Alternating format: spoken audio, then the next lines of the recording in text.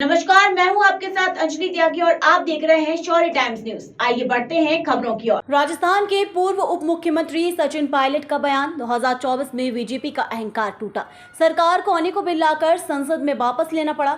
केंद्र सरकार आज बैकफुट पर है।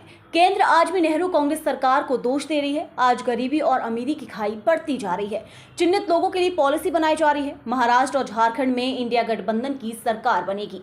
भैंस चोरी होने जैसी बातें बोली जा रही हैं। साथ ही पढ़ेंगे तो बढ़ेंगे हम कह रहे हैं। एजेंसी का दुरुपयोग किया जा रहा है। झारखंड में इंडी गठबंधन की सरकार बनेगी। दिल्ली के कार्य को जनता पसंद नहीं कर रही है।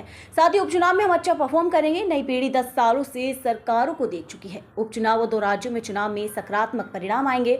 घुसपैठियों के सवाल पर कहा कि बॉर्डर सिक्योर करना सरकार की जिम्मेदारी है। जनता की समस्या की कोई चर्चा नहीं है। झारखंड के साथ केंद्र ने अच्छा व्यवहार नहीं किया। कांग्रेस छोड़ने वालों पर कहा कि बहुत सारे नेता चुनाव से पहले आते हैं जाते हैं। हमारे यहाँ व्यक्ति नहीं पार्टी चुनाव लड़ती है।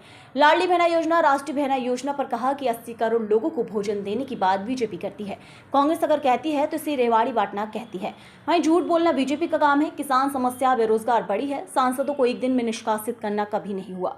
जम्मू कश्मीर पर पायलट ने कहा कि चुनाव केंद्र ने नहीं सुप्रीम कोर्ट ने कराया है।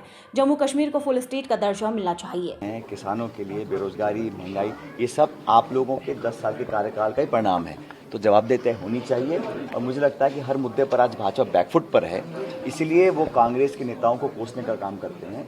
उनको अपने गिरबान में झांकना चाहिए और सत्य बात बोलनी चाहिए। चुनाव प्रचार का मतलब नहीं है कि आप बेबुनियाद बातें बोलें और आरोप लगाएं। सर, छत्तीसगढ़ के आप प्रभारी हैं, हो रहे धर्मांतरण पर उपराष्ट्रपति ने वहाँ पर चिंता जताई है।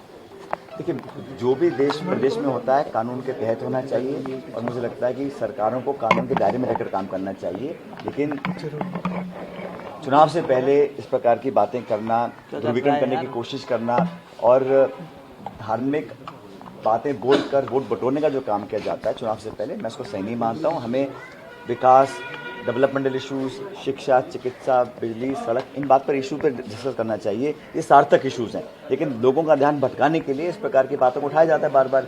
यूसीसी है, गौ माता है, भगवान नाम के मंदिर के बाद चुनाव के समय बातों को किया जाता है। लेकिन 10 साल की जो परफॉर्मेंस है, जहां आपको राज करने का पूरा मौका जनता ने दिया, आपकी वो रिपोर्ट का जनता के सामने। फिलहाल खबरों में बस इतना ही। बने रहिए शौर्य टाइम्स न्यूज के साथ। नमस्कार।